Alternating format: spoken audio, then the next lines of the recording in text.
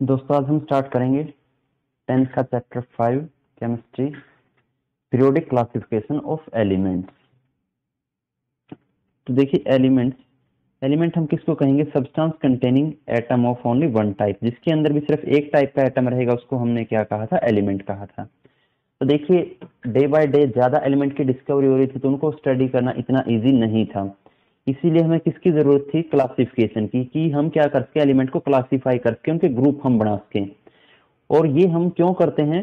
ताकि उनकी study easy हो। तो उनकी स्टडी को इजी करने के लिए हम क्या करते हैं? एलिमेंट को हम क्लासिफाई करते हैं।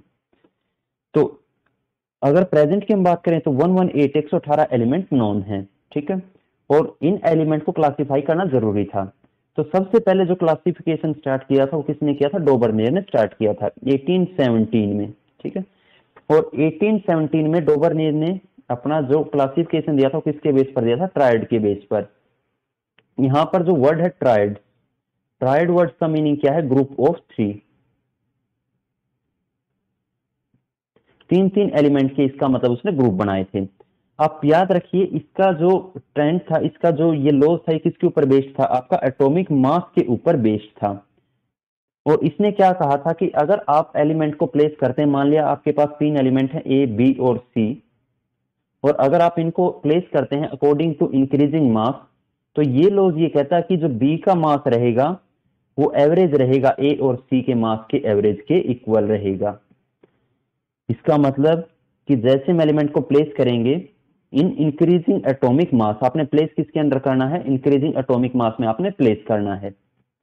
फॉर एग्जाम्पल लिथियम, सोडियम और पोटेशियम, ये तीन एलिमेंट को मैंने प्लेस कर दिया अकॉर्डिंग टू इंक्रीजिंग मास। तो इस लॉ के अकॉर्डिंग देखिए पोटेशियम का मास 39 और लिथियम का मास 7।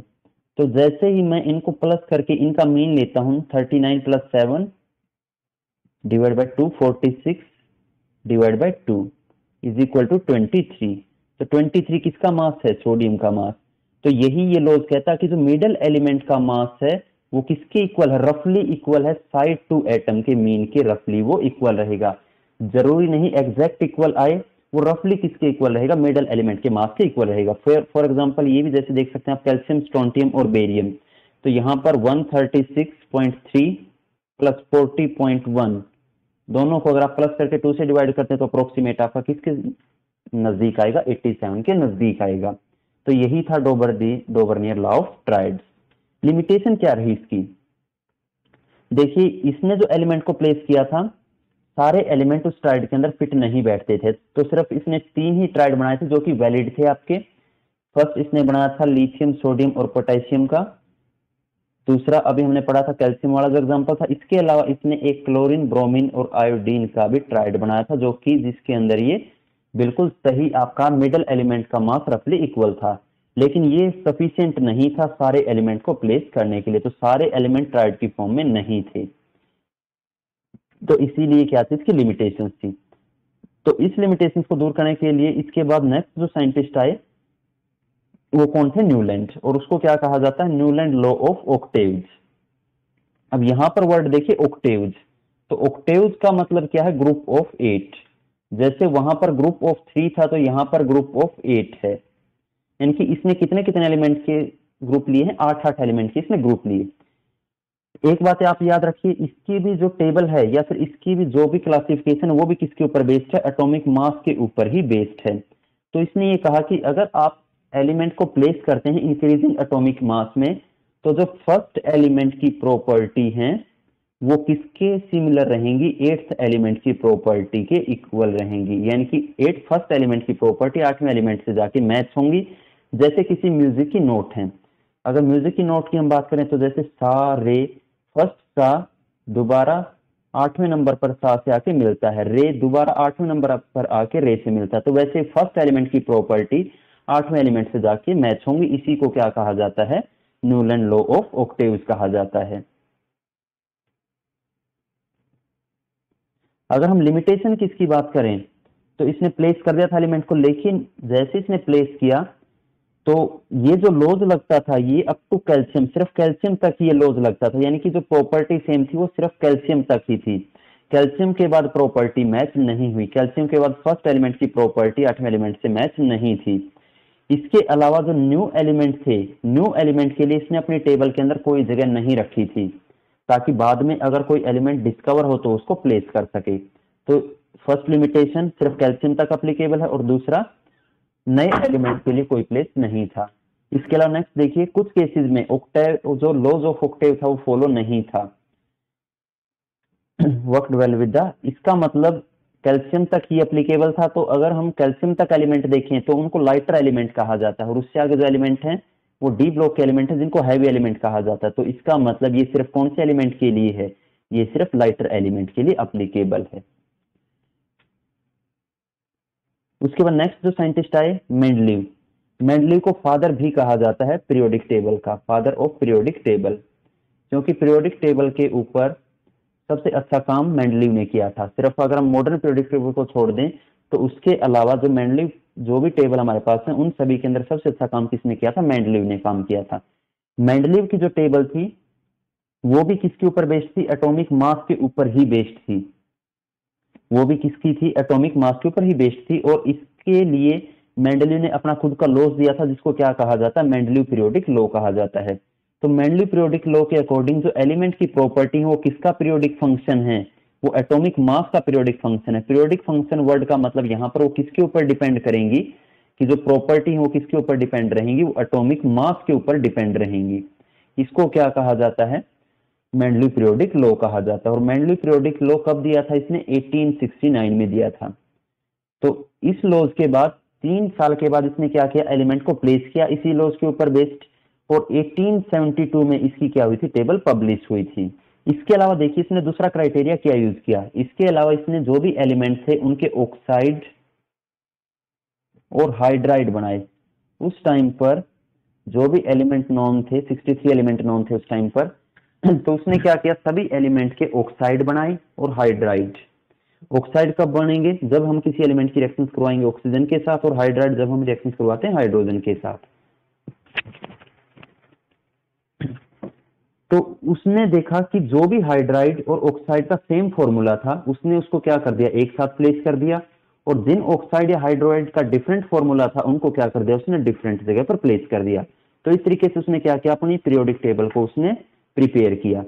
और मेंडलीव की जो पीरियोडिक टेबल है उसके अंदर 8 वर्टिकल कॉलम थे जिनको ग्रुप कहा जाता है। वर्टिकल कॉलम मतलब ऐसे ऐसे एलिमेंट को उसने प्लेस कर रखा था। तो उसके अंदर क्या थे, आपके 8 वर्टिकल कॉलम थे और 7 हॉरिजॉन्टल रो, और 7 उसमें क्या थी, हॉरिजॉन्टल रोज थी, जिनको क्या कहा जाता है, पीरियड कहा जाता है। अब अचीवमेंट, मेन बातें क्या थी मेनली पीरियोडिक टेबल की, तो सबसे पहली बात आप याद रखिए, एलिमेंट को सबसे ज्यादा और सबसे अच्छे से प्लेस किया था मेंडलीव ने। तो सबसे ज्यादा जो सिस्टमेटिक स्टडी स्टार्ट हुई वो मेंडलीव की टेबल के बाद ही स्टार्ट हुई, क्योंकि अगर प्रॉपर्टी सिमिलर है तो अगर हम एक एलिमेंट को भी स्टडी कर लेते तो बाकी एलिमेंट की प्रॉपर्टी ऑलमोस्ट सेम रहेंगी। तो क्या था, आपका सिमिलर प्रॉपर्टी वाले एलिमेंट को उसने क्या कर दिया, एक जगह पर प्लेस कर दिया। दूसरा क्या है, उसने कुछ गैप रख दिया अपनी पीरियोडिक टेबल के अंदर अनडिस्कवर्ड एलिमेंट के लिए। देखिए न्यूलैंड की लिमिटेशन थी कि उसने नए एलिमेंट के लिए कोई जगह नहीं रखी अपनी पीरियोडिक टेबल के अंदर, लेकिन मेंडलीव ने क्या किया, अपनी पीरियोडिक टेबल के अंदर अनडिस्कवरेबल जो एलिमेंट थे उनके लिए वैकेंट स्पेस उसने रख दिया। और इसके अलावा जब मेंडलीव की मॉडिफाइड टेबल आई, ये हम मेंडलीव की ओरिजिनल टेबल पढ़ रहे हैं, जो मेंडलीव की मॉडिफाइड टेबल थी उसके अंदर उसने नोबल गैस को भी प्लेस कर दिया था, किस नाम से, जीरो ग्रुप के नाम से उसने नोबल गैसेस को प्लेस कर दिया था। और लिमिटेशंस क्या रही, कोई फिक्स पोजीशन नहीं थी हाइड्रोजन के लिए, क्योंकि हाइड्रोजन की पोजीशन अभी मॉडर्न के अंदर भी नहीं है फिक्स। आइसोटोप के लिए कोई प्लेस नहीं था। फॉर एग्जांपल जैसे क्लोरीन की मैं बात करूं 1735, क्लोरीन 1737, तो यहां पर देखिए मास दोनों का डिफरेंट है, क्लोरीन 35 और क्लोरीन 37, मास दोनों का डिफरेंट है। और इसने क्या कहा था, एलिमेंट को मैंने प्लेस किया अकॉर्डिंग टू मास। तो यहां पर देखिए दो क्लोरीन के दोनों के मास अलग अलग हैं, तो क्लोरीन को 2 बार प्लेस करना चाहिए था, लेकिन ऐसा नहीं था। तो इसका मतलब जो आइसोटोप की प्लेसमेंट थी वो उसको प्लेस नहीं कर पाया था। No regular trend in atomic mass, इसके अलावा कई जगह पर क्या था, कुछ एलिमेंट जिनका मास ज्यादा था उनको इसने पहले प्लेस कर दिया था, और जिनका मास कम था उसको इसने बाद में प्लेस कर दिया था। तो कुछ रेगुलर ट्रेंड भी नहीं था इसकी पीरियोडिक टेबल के अंदर, कुछ इसने क्या कर दिए थे, रॉन्ग एलिमेंट की प्लेसमेंट कर दी थी, यानी कि इसने क्या कर दिया था, अपने ही लॉज को डिसओबे किया था। Next modern periodic table. Modern periodic table देखिए, मॉडर्न पीरियोडिक लॉ के ऊपर बेस्ड है, बस डिफरेंस ये है कि मेंडल के पीरियोडिक लॉ में जो एलिमेंट था वो किसका पीरियोडिक फंक्शन था, एलिमेंट की जो प्रॉपर्टी पीरियोडिक फंक्शन थी एटॉमिक मास की, यहाँ पर किसका पीरियोडिक फंक्शन रहेंगे, एटॉमिक नंबर का। इसका मतलब प्रॉपर्टी किसके ऊपर डिपेंड रहेंगे, एटॉमिक नंबर के ऊपर डिपेंड रहेंगी। और एटॉमिक नंबर को हम किससे रिप्रेजेंट करते हैं, जेड से रिप्रेजेंट करते हैं। तो सिंपल हमारी रिप्रेजेंटेशन ये रहेगी, एक्स हमारा कोई एलिमेंट है जेड और ए। जेड यहां पर किसको रिप्रेजेंट करता है, एटॉमिक नंबर को, और ए किसको रिप्रेजेंट करेगा, मास नंबर को रिप्रेजेंट करेगा। तो अब तक जो भी साइंटिस्ट आए थे वो सारे क्राइटेरिया क्या लेके चले थे, मास नंबर का क्राइटेरिया। सिर्फ मॉडर्न पीरियोडिक टेबल के अंदर क्या क्राइटेरिया लिया गया, एटॉमिक नंबर का क्राइटेरिया लिया गया। और मॉडर्न पीरियोडिक लॉ किसने दिया था, हेनरी मोजले। हेनरी मोजले ने मॉडर्न पीरियोडिक लॉ दिया था। उसी मॉडर्न पीरियोडिक लॉ का यूज करके बोहर ने क्या किया था, एलिमेंट को प्लेस किया था। एलिमेंट की प्लेसमेंट किसने की थी, बोहर ने प्लेस किया था एलिमेंट को। तो मॉडर्न पीरियोडिक टेबल की अगर हम बात करें तो उसके अंदर 18 वर्टिकल कॉलम है जिनको क्या कहा जाता है, ग्रुप कहा जाता है, और 7 हॉरिजॉन्टल रोज हैं जिनको पीरियड कहा जाता है। इसका मतलब इसमें 18 ग्रुप हैं और 7 पीरियड हैं।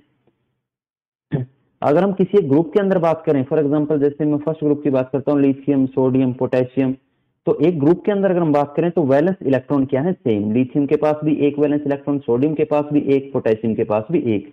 तो एक ग्रुप के अंदर वैलेंस इलेक्ट्रॉन और वैलेंसी दोनों क्या रहेंगे, सेम रहेंगे। Each period marks a new electronic shell getting filled. ये कहता हर स्टेप के ऊपर क्या होगी, नई सेल की फीलिंग होगी। देखिए हर स्टेप पर नई सेल की फीलिंग कैसे होगी। तो फर्स्ट मैंने लिया लिथियम, सोडियम और potassium. Lithium atomic number 3, sodium 11, potassium 19। तो अगर मैं इसकी बात करूं तो यहां पर देखिए 2 और 1, इनकी 2 सेल की मुझे रिक्वायरमेंट होगी। 281 एक एक्स्ट्रा सेल, 2881 एक एक्स्ट्रा सेल। तो इसका मतलब जैसे मैं डाउन द ग्रुप जाऊंगा नंबर ऑफ सेल क्या होंगी, ऐड होंगी। तो यही इसने कहा था कि हर एक पीरियड के अंदर क्या होगा, नई सेल की जो भी इलेक्ट्रॉनिक सेल है वो नई ऐड होती रहेगी। Next, number of element placed in a particular period depend upon the fact how element are filled into various shell. तो जो भी आपके एलिमेंट हैं वो किसके ऊपर डिपेंड करेंगे कि इलेक्ट्रॉन की फिलिंग सब सेल के अंदर किस तरीके से उसने प्लेस की है। नेक्स्ट, अगर हम बात करें किसी भी सेल के अंदर मैक्सिमम नंबर ऑफ इलेक्ट्रॉन कितने रहेंगे, तो वो फॉर्मूला मैक्सिमम इलेक्ट्रॉन आपके रहेंगे 2n²। फॉर एग्जांपल अगर मैं के सेल की बात करूं तो के सेल के लिए n की वैल्यू कितनी रहेगी, 1। तो यहां पर अगर हम वैल्यू पुट करते हैं 2 × 1 का स्क्वायर 2। अगर एल सेल की मैं बात करूं तो एल सेल के लिए n की वैल्यू कितनी रहेगी, 2 रहेगी। तो यहां पर 2 × 2 का स्क्वायर 8। इसी तरीके से एम सेल की अगर आप बात करें तो एम सेल के लिए n की वैल्यू कितनी रहेगी, 3। तो आप अगर n की वैल्यू पुट करते तो 18। n सेल के लिए n की वैल्यू कितनी रहेगी, 4। तो अगर आप वैल्यू पुट करते हैं तो 32। तो इस तरीके से हम क्या कर सकते हैं, कैलकुलेट कर सकते हैं कि कोई भी सेल मैक्सिमम कितने इलेक्ट्रॉन को अकोमोडेट करेगी। तो K shell maximum 2 electron, L shell 8 electron, M shell 18 electron और एन सेल मैक्सिमम 32 इलेक्ट्रॉन को अकोमोडेट करेगी। Next, position of the element in the periodic table tells about its reactivity. हम reactivity के बारे में बता सकते हैं कि पीरियोडिक टेबल में जैसे हम लेफ्ट टू राइट जाएंगे या फिर टॉप टू बॉटम जाएंगे तो रिएक्टिविटी के ऊपर क्या इफेक्ट होगा वो हम सारा देखेंगे ट्रेंड्स के अंदर। तो सबसे पहले हम देखते हैं trends in modern periodic table. First हम पढ़ेंगे वैलेंसी। तो वैलेंसी क्या है, किसी भी एलिमेंट की कंबाइनिंग कैपेसिटी है। किसी भी एलिमेंट की कंबाइनिंग कैपेसिटी को क्या कहा जाता है, हम वैलेंसी कहेंगे। और वैलेंसी किसके ऊपर डिपेंड करेगी, वैलेंसी डिपेंड करेगी वैलेंस इलेक्ट्रॉन पर। वैलेंसी किसके ऊपर डिपेंड करेगी, वैलेंस इलेक्ट्रॉन के ऊपर। इसका मतलब अगर वैलेंस इलेक्ट्रॉन सेम है तो वैलेंसी सेम रहेगी, और अगर वैलेंस इलेक्ट्रॉन चेंज है तो वैलेंसी भी क्या होगी, चेंज होगी। तो अगर मैं बात करूं वैलेंसी की, तो अगर मैं किसी ग्रुप के अंदर बात करूं तो ग्रुप के अंदर हमने अभी बात की थी कि एक ग्रुप के अंदर नंबर ऑफ वैलेंस इलेक्ट्रॉन क्या रहेंगे, सेम। इसका मतलब ग्रुप के अंदर क्या रहेगी, वैलेंसी सेम। एक ग्रुप के अंदर वैलेंसी के अंदर कोई चेंज नहीं आएगा। लेकिन अगर आप एक पीरियड के अंदर बात करें तो पीरियड में जैसे ही आप लेफ्ट से राइट की तरफ जाएंगे वैलेंसी में फर्स्ट इंक्रीज होगा, देन वैलेंसी डिक्रीज होगी। Second trend atomic size. अब देखिए एटम का साइज कैसे डिफाइन होगा। तो न्यूक्लियस से लेके आउटर मोस्ट सेल जहां पर भी इलेक्ट्रॉन प्रेजेंट है उस डिस्टेंस को एटॉमिक साइज कहा जाता है। और एटॉमिक साइज मेनली किसके ऊपर डिपेंड करेगा? एटॉमिक साइज दो फैक्टर के ऊपर डिपेंड करेगा, नंबर ऑफ शेल और दूसरा फैक्टर न्यूक्लियर चार्ज। तो अगर हम बात करें सबसे पहले left to right atomic size में क्या चेंज आएगा, तो लेफ्ट टू राइट देखिए जैसे हम पीरियोडिक टेबल के अंदर लेफ्ट से राइट की तरफ जाएंगे तो न्यूक्लियर चार्ज इंक्रीज होगा और न्यूक्लियर चार्ज और साइज एक दूसरे के इनवर्सली प्रोपोर्शनल हैं। इनवर्स रिलेशन है न्यूक्लियर साइज में, न्यूक्लियर चार्ज और साइज में। इसका मतलब जैसे न्यूक्लियर चार्ज इंक्रीज होगा साइज क्या होगा? डिक्रीज। तो जैसे ही मैं पीरियोडिक टेबल के अंदर मूव करूंगा left to right along a period तो न्यूक्लियर चार्ज में इंक्रीज के कारण साइज क्या होगा? डिक्रीज होगा। नेक्स्ट अगर हम देखें टॉप टू बॉटम, तो देखिए टॉप टू बॉटम मेरे पास लिथियम है, सोडियम, पोटेशियम 21 281 2881। तो हर स्टेप के ऊपर एक न्यू सेल का एडिशन है। तो जैसे एक नई सेल का एडिशन होगा तो नई सेल के एडिशन से साइज में क्या होगा? रेगुलर इंक्रीज होगा। तो इसका मतलब जैसे हम टॉप टू बॉटम जाएंगे साइज इंक्रीज और लेफ्ट टू राइट जाएंगे size decrease. Next metallic character. Metallic character क्या होगा? किसी भी एलिमेंट की टेंडेंसी है टू लूज इलेक्ट्रॉन। किसी भी एलिमेंट की टेंडेंसी जितनी ज्यादा इलेक्ट्रॉन लॉस करने की टेंडेंसी उतना ही ज्यादा मेटालिक कैरेक्टर। तो आप एक बात याद रखिए, साइज और मेटालिक कैरेक्टर एक दूसरे के डायरेक्टली प्रोपोर्शनल हैं। यानी कि जितना आपका साइज इंक्रीज होगा मेटालिक कैरेक्टर उतना ही इंक्रीज होगा, साइज जितना डिक्रीज होगा मेटालिक कैरेक्टर उतना ही डिक्रीज होगा। तो फर्स्ट हम बात करते हैं left to right. Periodic table में जैसे आप लेफ्ट टू राइट जाएंगे तो लेफ्ट साइड में मेटल है और राइट साइड में नॉन मेटल प्रेजेंट है, तो साइज क्या होगा? डिक्रीज होगा। अब मेटल की तो टेंडेंसी है, मेटल क्या करती? बड़ा जल्दी इलेक्ट्रॉन का लॉस कर देती है और अपने ऊपर पॉजिटिव चार्ज लेके आएगी। तो मेटल की टेंडेंसी ज्यादा है इलेक्ट्रॉन को लॉस करने की, नॉन मेटल की टेंडेंसी कम है इलेक्ट्रॉन को लॉस करने की। तो इसका मतलब जैसे ही हम लेफ्ट टू राइट जाएंगे मेटालिक कैरेक्टर क्या होगा? डिक्रीज होगा।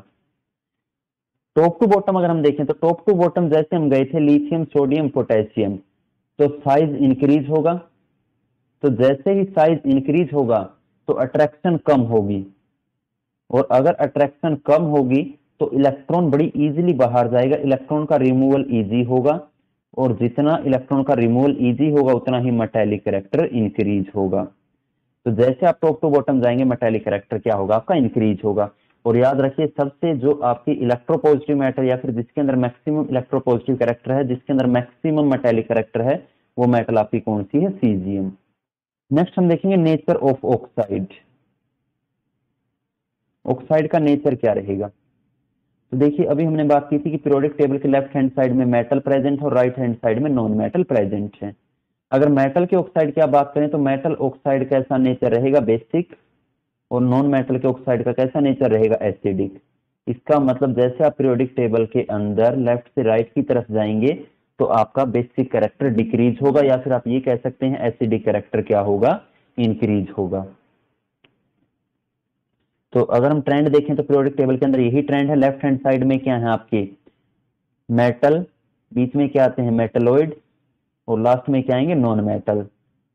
तो मेटल के oxide basic, then amphoteric and last में एसिडिक। तो ये आपका क्या रहेगा? नेचर रहेगा ऑक्साइड का। तो अगर हम एक समरी में देखें तो फर्स्ट हमने पढ़ा एटॉमिक साइज। अगर हम अक्रॉस ए पीरियड बात करें तो क्या होगा? डिक्रीज होगा। रीजन क्या था? क्योंकि increase in nuclear charge. Nuclear charge और साइज एक दूसरे के इनवर्सली प्रोपोर्शनल थे। तो जैसे न्यूक्लियर चार्ज अगर आपका इंक्रीज होगा तो साइज क्या होगा? डिक्रीज होगा। और अगर आप टॉप टू बॉटम बात करें तो क्या था? इंक्रीज था क्योंकि नई सेल का एडिशन था।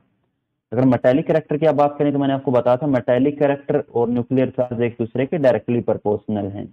या फिर आप इसको डायरेक्टली याद रख लीजिए साइज के साथ, इसका कंपैरिजन कीजिए साइज से। साइज अगर आपका डिक्रीज होगा तो मेटालिक कैरेक्टर भी डिक्रीज और अगर साइज इंक्रीज तो मेटालिक कैरेक्टर भी इंक्रीज। तो जैसे ही आप लेफ्ट टू राइट जाएंगे एक पीरियड के अंदर साइज डिक्रीज था तो आपका क्या होगा? मेटालिक कैरेक्टर डिक्रीज होगा। या फिर ये कह सकते हैं आपका इफेक्टिव न्यूक्लियर चार्ज वहां पर क्या होगा? इंक्रीज होगा। और जितना न्यूक्लियर चार्ज इंक्रीज होगा इलेक्ट्रॉन लॉस करने की टेंडेंसी उतनी ही कम रहेगी। टॉप टू बॉटम अगर आप बात करें तो टॉप टू बॉटम साइज आपका इंक्रीज तो मेटालिक कैरेक्टर भी इंक्रीज होगा। कारण उसका ये है क्योंकि इफेक्टिव न्यूक्लियर चार्ज आपका क्या रहेगा, कम रहेगा, और अगर न्यूक्लियर चार्ज कम है तो इलेक्ट्रॉन लॉस करने की टेंडेंसी ज्यादा रहेगी। अब मेटालिक कैरेक्टर से ही बिल्कुल अपोजिट नॉन मेटालिक कैरेक्टर है। अगर लेफ्ट हैंड साइड से हम राइट हैंड साइड की तरफ गए थे तो मेटालिक कैरेक्टर डिक्रीज था, तो नॉन मेटालिक कैरेक्टर क्या होगा, इंक्रीज होगा। तो नॉन मेटालिक कैरेक्टर क्या है, इंक्रीज, क्योंकि increase in effective nuclear charge. तो टेंडेंसी टू गेन इलेक्ट्रॉन, क्योंकि गेन करने की टेंडेंसी बढ़ जाएगी। नॉन मेटल की ये टेंडेंसी है कि वो क्या करेंगे, इलेक्ट्रॉन को गेन करेंगे, तो इसी कारण नॉन मेटालिक कैरेक्टर क्या होगा, इंक्रीज होगा। और अगर आप टॉप टू बॉटम बात करें तो डिक्रीज, क्योंकि जैसे आप टॉप टू बॉटम जाएंगे तो डिक्रीज होगा इफेक्टिव न्यूक्लियर चार्ज के अंदर, तो जिसके कारण क्या होगी, tendency to gain electron decrease, electron gain करने की टेंडेंसी डिक्रीज होगी। उसी के साथ साथ आपका क्या होगा, नॉन मेटालिक कैरेक्टर डिक्रीज होगा।